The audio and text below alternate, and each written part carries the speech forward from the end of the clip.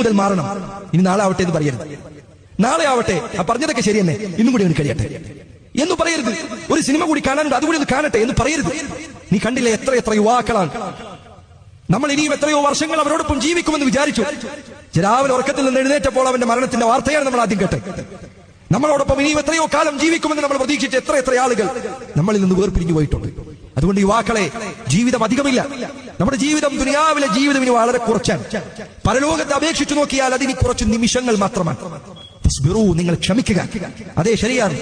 പലതരത്തിലുള്ള പ്രലോഭനങ്ങളും സാഹചര്യങ്ങൾ മോശമാണ്, ചുറ്റുപാടുകൾ മോശമാണ്, വൃത്തികേടുകൾ വ്യാപിച്ചിട്ടുണ്ട്. പക്ഷെ ക്ഷമിക്കുക.